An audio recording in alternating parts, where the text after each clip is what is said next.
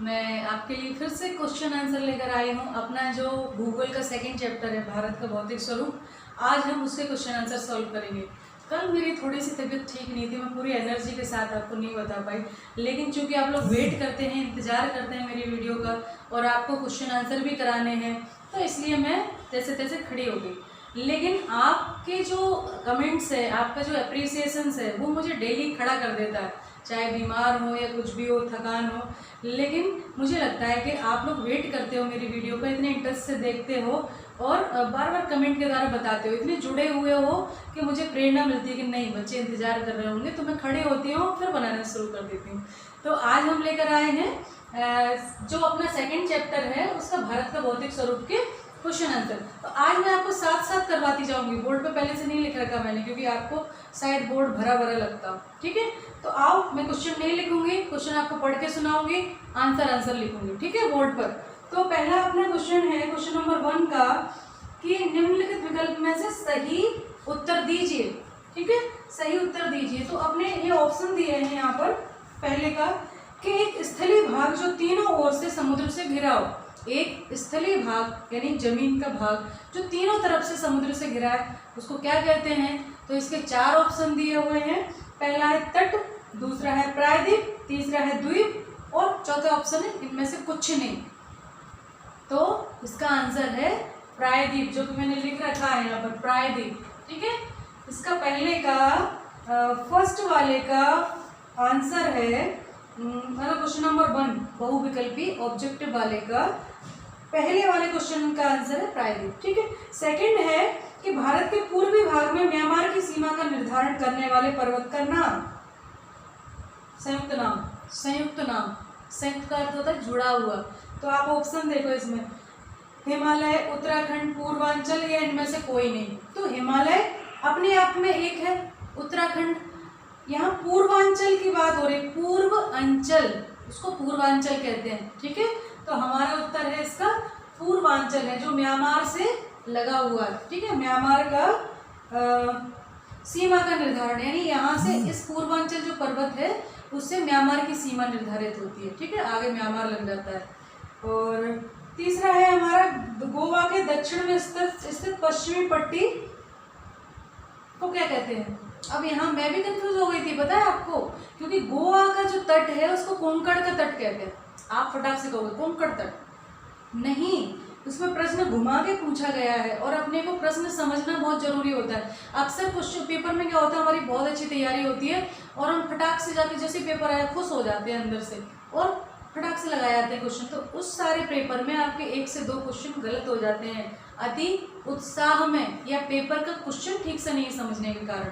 अब यहाँ मैंने भी सोचा जैसे गोवा का तट यानी कोंकण, तो लेकिन यहाँ कोंकण नहीं आएगा आंसर। इन्होंने पूछा है गोवा के दक्षिण में स्थित पश्चिमी तटीय पट्टी को, कितना घुमा लिया, गोवा के साउथ में पश्चिमी पट्टी के बारे में पूछा है इन्होंने। ठीक है, ना कि गोवा के तट के बारे में पूछा है। तो इसका आंसर आएगा कन्नड़। ठीक है, तो क्वेश्चन नंबर 1 का जो 3 है उसका आंसर है कन्नड़। ठीक है, इसका आंसर कन्नड़ है। अगला है हमारा क्वेश्चन नंबर 1 का 4। ठीक है, 1 का 4 है, ये 2। ठीक है, 1 का 4 क्या है, ये पूछ रहे हैं पूर्वी घाट का सर्वोच्च शिखर कौन सा है? पूर्वी घाट का सर्वोच्च शिखर। तो इसका आंसर आएगा आपका, क्या आएगा, पढ़ा आपने इसको? इसका आंसर है महेंद्रगिरी, महेंद्रगिरी। ठीक है, जो 4 ऑप्शन दिए थे कि अनाईमुड़ी, कंचनजंगा, महेंद्रगिरी या खासी, तो आपको बता दें अनाईमुड़ी जो है वो तमिलनाडु का है, पश्चिमी घाट का है। ठीक है, और कंचनजंगा ये अलग है, वहाँ आपके हिमाचल के आसपास है, हिमालय के आसपास है। और खासी जो है वो मेघालय में है और महेंद्रगिरी जो है वो पूर्वी घाट का। ठीक है, ये आंध्र प्रदेश, आई थिंक आंध्र प्रदेश में पड़ता है ना, अगर स्टेट की अपन बात करें। इसकी ऊंचाई कितनी है? 1500 मीटर है। हालांकि इसमें पूछा नहीं है पर हम बता रहे हैं आपको, क्योंकि जिससे कभी पूछ लें कि पूर्वी घाटी का सबसे ऊंचा शिखर है, उसकी ऊंचाई बताओ, तो आपको पता है 9 डिग्री है, लेकिन ऊंचाई नहीं पता है। तो ऊंचाई है उसकी 1500 मीटर, दिया है आपकी किताब में, गौर से पढ़ें। ठीक, उसके बाद हमारा है सेकंड वाला क्वेश्चन नंबर 2। क्वेश्चन नंबर 2 का निम्नलिखित प्रश्नों के संक्षेप में उत्तर दीजिए, संक्षेप में। तो प्रश्न है पहला अपना 2 का 1 है कि भावर क्या है। भावर क्या है, जब हम पढ़ रहे थे तो हमें 3-4 चीज और आपका दोआब, ये ऐसे कुछ बहुत सारी मैंने कहा ना तकनीकी शब्दावलियां जो आपको बताई थी, थोड़ा सा दिमाग पे जोर डालो तो याद आएगा कि हाँ मैम ने बताया था, है ना। तो वो जो है भावर क्या है, तो भावर का हम आंसर करेंगे। भावर का जो हमारा उत्तर है वो ये है कि शिवालिक की ढाल पर क्या है, इसका आंसर है, नीचे लिख लेते हैं। शिवालिक की ढाल पर, शिवालिक पर्वत है ना, शिवालिक की ढाल पर 8 से 16 नीचे की तरफ, ठीक है, 8 से 16 किलोमीटर चौड़ी पट्टी है, किलोमीटर चौड़ी पट्टी है, चौड़ी पट्टी है।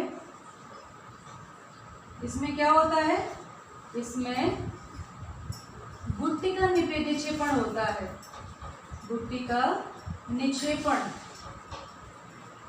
ठीक है, होता है।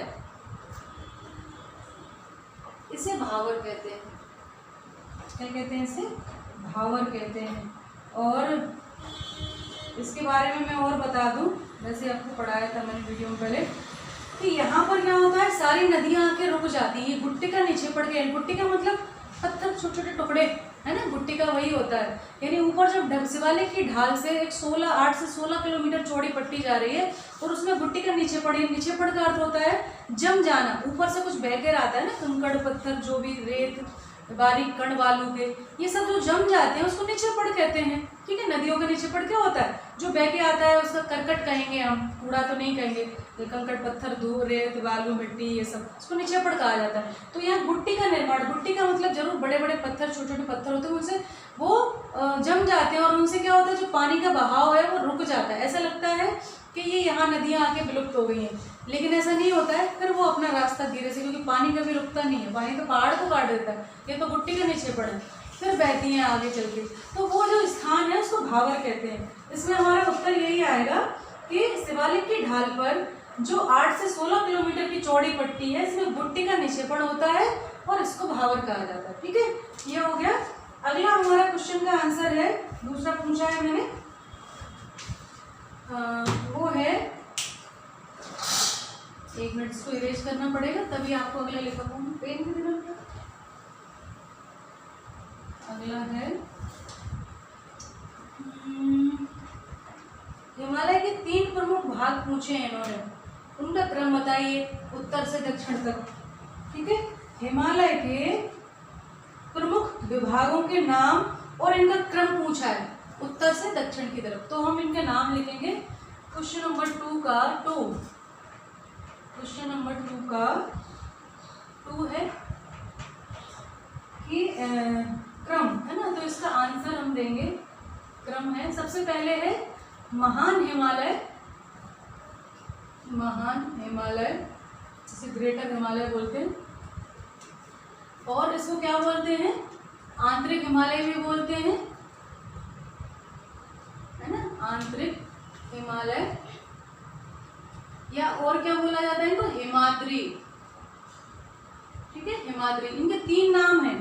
उत्तर में सबसे पहले क्या लिखेंगे, उत्तर में, है ना, हिमालय के बिल्कुल उत्तर में जो पर्वत श्रृंखला है उसको कहते हैं महान हिमालय, आंतरिक हिमालय या फिर हिमाद्री। ठीक है, और नीचे जब हम साउथ में जाते हैं तो साउथ में इसके सबसे ज्यादा है, दक्षिण में है असम, असम सबसे ज्यादा है, असम और हिमाचल।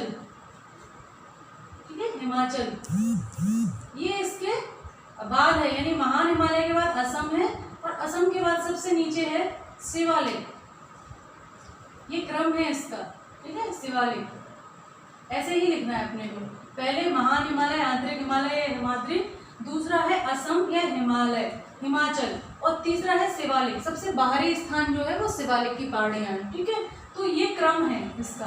अगला जो क्वेश्चन है हमारा सेकंड का ही थर्ड, क्वेश्चन नंबर सेकंड का थर्ड है कि अरावली और विंध्याचल पहाड़ियों के बीच में कौन सा पठार है, यानी अरावली और उसके बीच में कौन सा पठार है। तो इसका उत्तर आएगा, इसका आंसर है मालवा का पठार, ठीक है, मालवा का पठार, इसे उच्च भूमि के नाम से भी जाना जाता है, ठीक है। तो क्वेश्चन नंबर सेकंड के थर्ड का आंसर है, यानी अरावली और विंध्याचल की पहाड़ियों में कौन सा पठार स्थित है। तो इसका उत्तर है मालवा का पठार, ठीक है। इसके बाद है भारत के उन द्वीपों के नाम बताइए जो प्रवाल भित्ति से बने हैं। उन द्वीपों के नाम जो प्रवाल भित्ति से बने हैं, तो वो है लक्षद्वीप। लक्षद्वीप जो है वो पूरा प्रवाल भित्ति यानी मूंगे की चट्टानें हैं, ये है ना, मूंगे की चट्टानें हैं, इनको प्रवाल भित्ति कहा जाता है। तो क्वेश्चन नंबर 4 का आंसर है लक्षद्वीप। पूरा लक्षद्वीप जो है ना ये प्रवाल भित्ति से बना है, ठीक है। अब इसके बाद हमारा है अगला क्वेश्चन नंबर 3 है, और इसके लिए मुझे ये ऊपर का इरेज करना पड़ेगा क्योंकि ये बड़ा है, ठीक है। तो इसको इरेज करते हैं।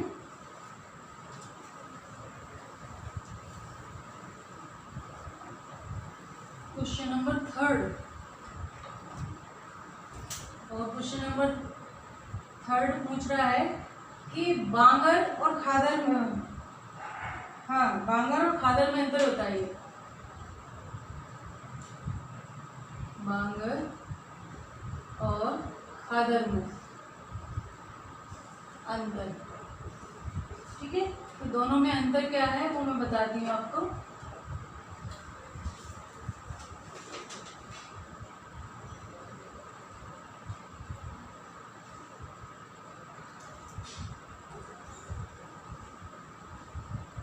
ठीक है, तो इसमें देखो आप, इसके अंतर में बताती हूँ कि जो बांगर है अपन इसको ऐसे बांट दें, खादर सॉरी, ठीक है।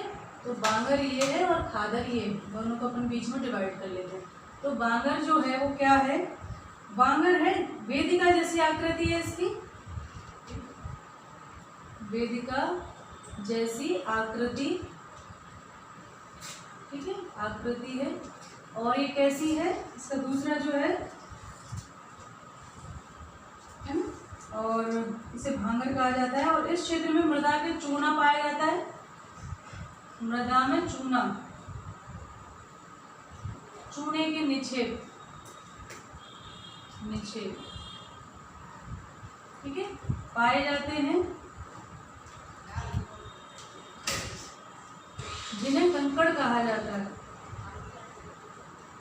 जिन्हें स्थानीय भाषा में जो है कंकड़ कहा जाता है, ठीक है, कंकड़।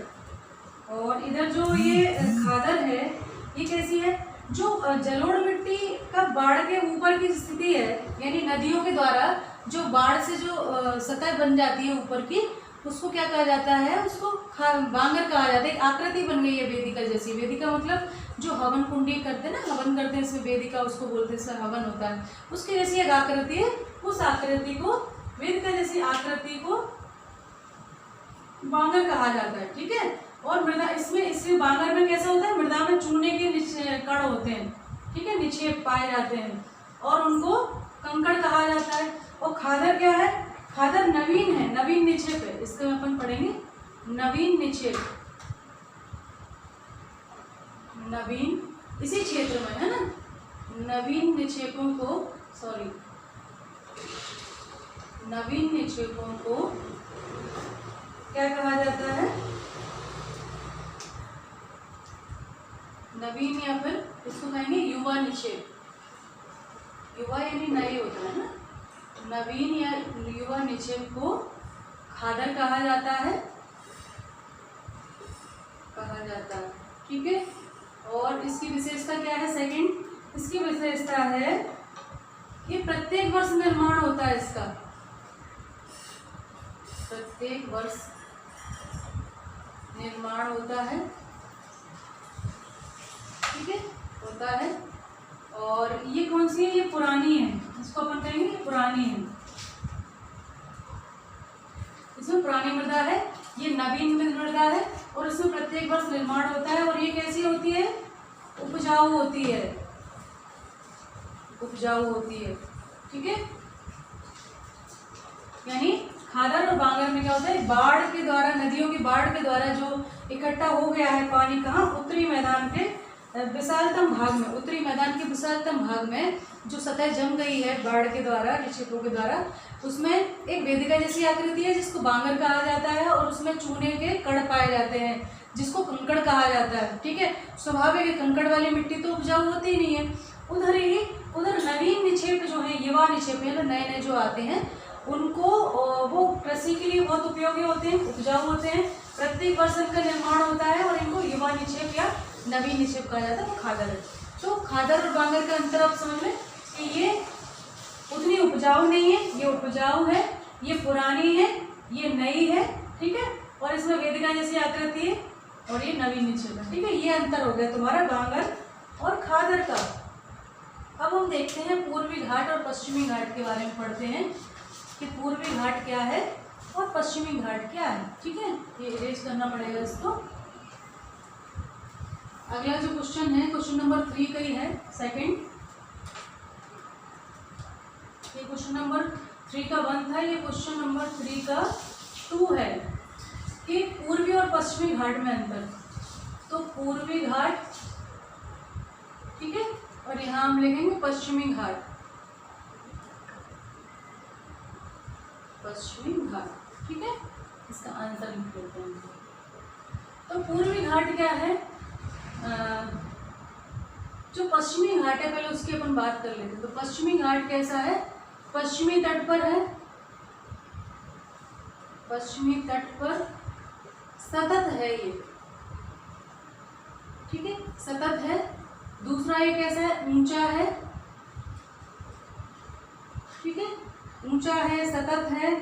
और उसके अलावा और क्या विशेषता है इसकी? इसमें पर्वतीय वर्षा होती है,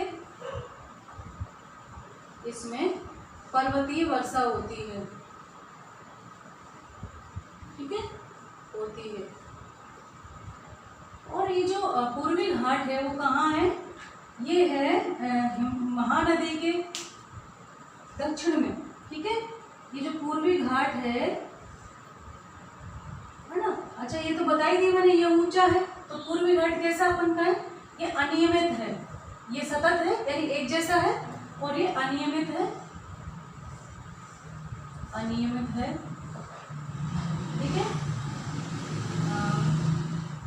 कम ऊंचाई वाला है, इसकी अपेक्षा कम ऊंचा है, ठीक है। और तीसरा है, ये कहाँ है? वो पश्चिमी तट पर है। और ये कहाँ है? ये महानदी के उससे गया है,